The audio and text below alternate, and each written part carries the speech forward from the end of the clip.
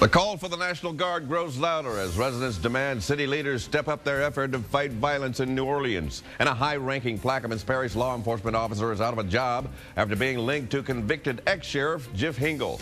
Also, the road home office at City Hall closes. Hear what this means if you're still looking for post-Katrina help. The news starts now. This is WDSU News at 6. Good evening. The violence in New Orleans has many feeling as if they're living in a war zone. The call to bring in the National Guard is echoing throughout the city. WDSU reporter Gina Swanson is on your side live this evening in Algiers. And Gina, obviously a familiar theme that appears to be gaining some momentum. Absolutely. Good evening, Norman. It quite frankly is a question that the Landrieu administration has answered, re-answered, and is now being raised again in this Algiers community after 44-year-old Mike Ainsworth was gunned down and fell dead in his neighbor's yard. More than 20 dead less than a month into the year. The streets of New Orleans have become a war zone of sorts. God help us all. And now some citizens want people in their community who are prepared for battle. Well, listen, the National Guard need to come on in here. You know, stop some of the violence. It's getting worse and worse. That's all I can say.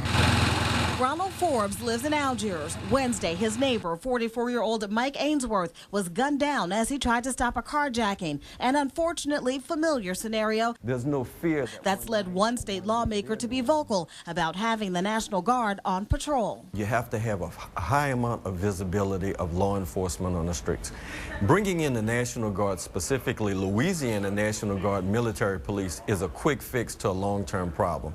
It would make the citizens of New Orleans feel a lot more safer by having as many law enforcement on the street. 35th Street and Carter. Bringing in the National Guard is a question the mayor's office has fielded time and time again as the level of violence shows no signs of slowing down. The mayor has said NOPD has strategic, ongoing partnerships with the National Guard, but at this point there are no plans to call for them to patrol the streets. He also says that more law enforcement doesn't necessarily mean fewer murders. A lot of times people say, well, call on the National Guard or hire new police officers, etc.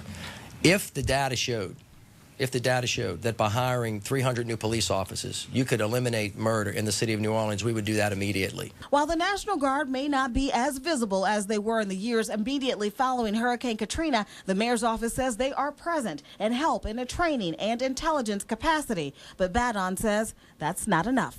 We got to do everything we can in our arsenal to protect the people of New Orleans, and we're not doing that right now.